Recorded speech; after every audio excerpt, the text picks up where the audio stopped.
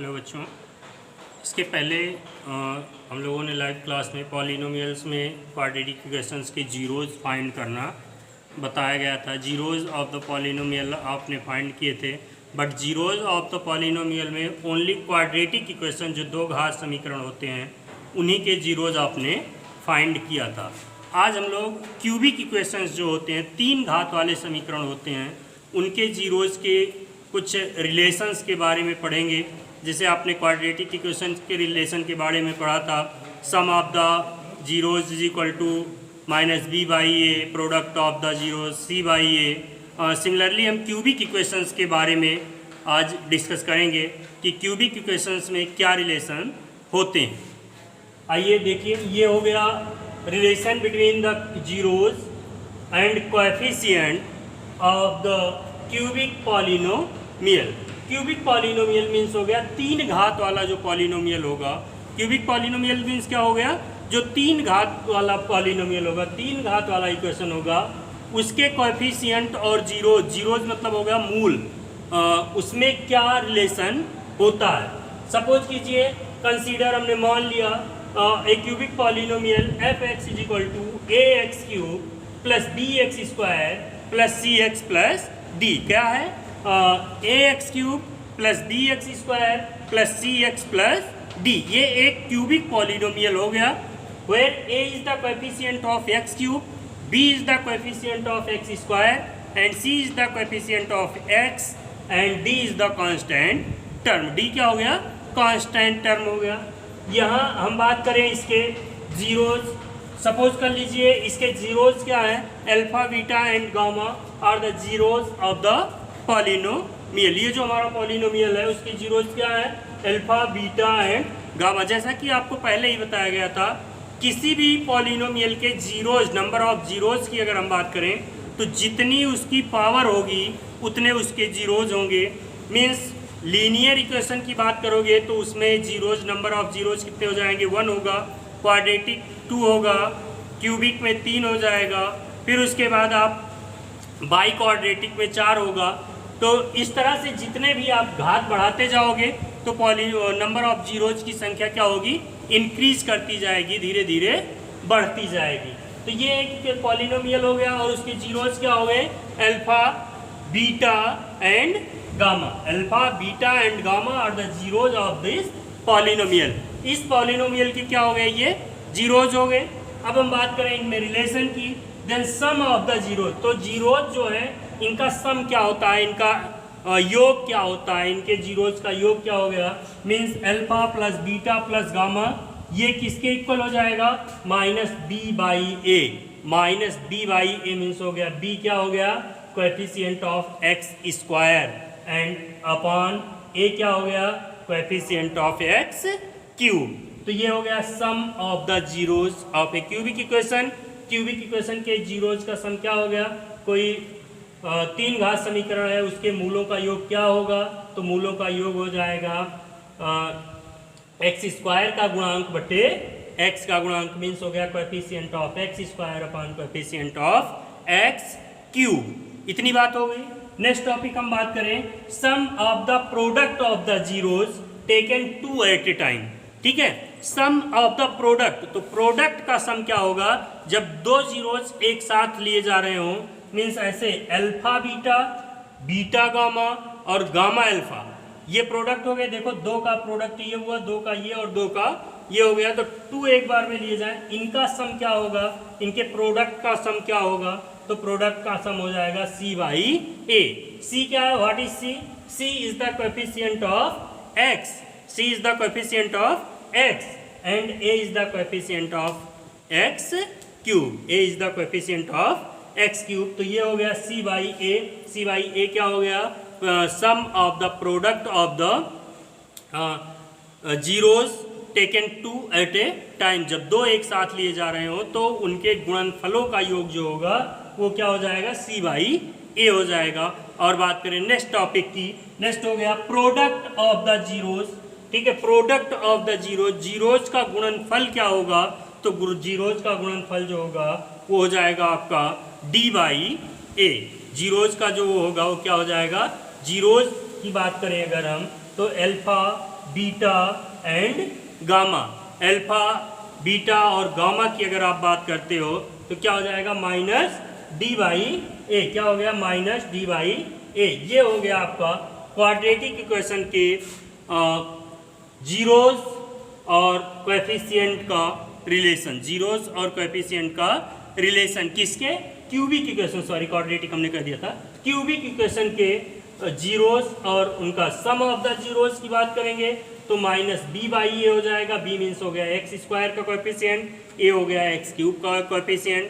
Product sum of the product C by A and directly product की बात करें तो minus D by A.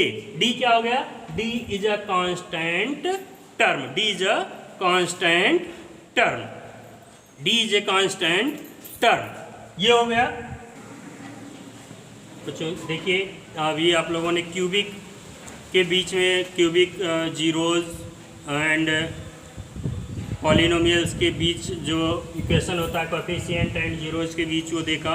Cubic के बाद हम बात करें, क्यूबिक इक्वेशन के बाद तो हम बात करें relation between the zeros and coefficient of A by quadratic polynomial. By quadratic polynomials means हो गया चार घात वाला बहुपद।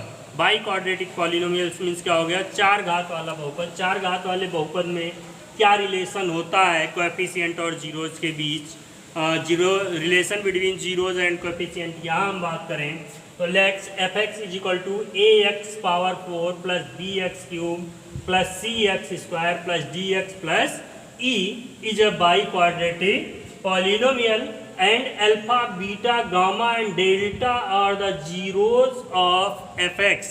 हमने क्या किया, लेट मान लिए fx is equal to a x की power 4 plus b x cube plus c x plus d x c x square plus d x plus e is a biquadratic polynomial. Biquadratic मतलब हो गया चार घात वाला बहुपद, तो by quadratic polynomial हो गया।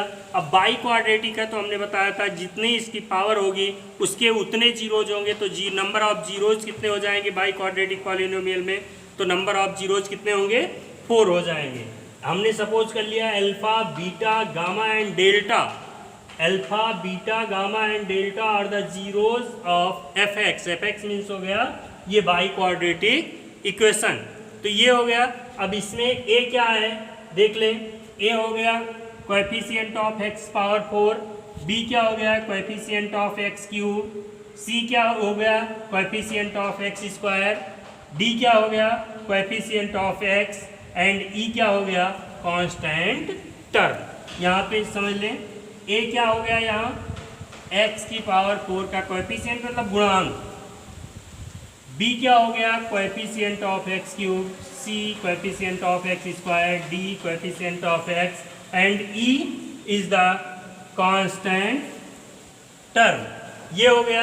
अब बात करें हम यहाँ सम ऑफ द जीरोज, इसके जीरोज के सम की बात करोगे, सम ऑफ द जीरोज तो क्या हो जाएगा alpha plus beta plus gamma plus delta. Alpha plus beta plus gamma plus delta is equal to क्या हो जाएगा minus B by a. Minus B by a का मतलब क्या हुआ coefficient of x cube upon coefficient of x power 4। ये हो गया माइनस बी बाई ए हो गया। ये क्या हो गया सम ऑफ द जीरोज, इसके जीरोज का सम हो गया। फिर sum of the product of the zeros taken 2 at a time. ये जीरोज हैं, इनमें से इनके प्रोडक्ट का सम जब 2 का एक साथ मल्टीप्लाई हो रहा हो means alpha beta plus beta gamma plus gamma delta और प्लस क्या हो जाएगा डेल्टा अल्फा, 2 का एक साथ मल्टीप्लाई हुआ तो ये 4 पेयर्स तैयार हुए। और इन पेयर्स का सम, इनको जब हम ऐड करेंगे तो क्या होगा, तो इनका सम क्या हो जाएगा सी बाई ए। क्या हो गया सी बाई ए। सी बाई के ए क्या हो गया sum of the product of the zeros taken 2 at a time. जब 2 का एक साथ मल्टीप्लाई किया जा रहा हो जीरोज का तब उनका सम क्या हो जाएगा सी बाई ए। इतनी बात समझ में आई। नेक्स्ट आगे हम चलते हैं थर्ड के बाद, तो sum of the product of the zeros taken 3 at a time. अब क्या हो रहा है 3 का एक साथ मल्टीप्लाई हो रहा है तो पेयर्स तो तब भी 4 ही बनेंगे। तो 3 का जब मल्टीप्लाई होगा तो पहले क्या हो जाएगा अल्फा बीटा गामा, ये हो गया plus gamma beta gamma delta और फिर क्या हो गया गामा डेल्टा अल्फा और फिर क्या हो गया आपका गामा अल्फा बीटा, और इनका सम जो हो गया वो क्या हो गया माइनस डी बाई ए, क्या हो गया माइनस डी बाई ए हो गया। और नेक्स्ट की बात करें product of the zeros, product मतलब चारों को एक साथ जब मल्टीप्लाई किया जाए तो क्या होगा, तो हो जाएगा ई बाई ए। ई मीन्स क्या होता है कांस्टेंट टर्म होता है। जब भी आप प्रोडक्ट निकालते हो कहीं तो चाहे क्यूबिक इक्वेशन रहा हो, बाई क्वाड्रेटिक हो या क्वाड्रेटिक हो, आपने क्या किया था हमेशा कांस्टेंट टर्म अपॉन ए का मतलब हो गया जो मैक्सिमम पावर वाला टर्म है उसके कोएफिशिएंट को हम नीचे ले जाके लिख देते हैं। तो माइनस ई बाई ए ये हो गया आपका चार घातों वाले समीकरण का जो चार घातों वाला बहुपद है उसके जीरोज मतलब मूलों और उसमें जो गुणांक हैं उन गुणांकों के बीच रिलेशन संबंध हो गया। तो ये चार घात वालों के लिए हो गया। इसके बाद हम आगे चलेंगे, अगला चैप्टर हमारा चैप्टर की ओर हम चलते हैं, देख के एक मिनट। नेक्स्ट चैप्टर पे आप पहुंच जाओगे। नेक्स्ट चैप्टर आपका है एक्सरसाइज 2.2। तो एक्सरसाइज 2.2 जो है आप लोग सॉल्व करेंगे। 2.2 में क्वेश्चन सॉल्व करने के बाद जो नहीं आते हैं 30 क्वेश्चंस हैं इसमें, तो आप 15 क्वेश्चन तक सॉल्व कर लेंगे। 15 क्वेश्चन सॉल्व करके कल मिलेंगे। जो क्वेश्चंस नहीं आए होंगे आप ग्रुप पे सेंड करते रहेंगे। ग्रुप पे ना सेंड करके ग्रुप के अलावा हमारे पर्सनल नंबर पे सेंड करते रहें। हम उसको चाहे 1 बाई 1 करके बता देंगे या फिर एक साथ हमारे पास क्वेश्चन नंबर रहेगा। हम नेक्स्ट डे कल के वीडियो में आप लोगों को बना के और भेज दिया जाएगा, सेंड कर दिया जाएगा। आप लोग क्वेश्चन नंबर केवल सेंड कर देंगे, सर ये वाला क्वेश्चन हमें नहीं समझ में आया, या आप डायरेक्टली हमारे नंबर पे चैट करके आप पूछ सकते हो, क्वेश्चन आपका सॉल्व कर दिया जाएगा। Thank you.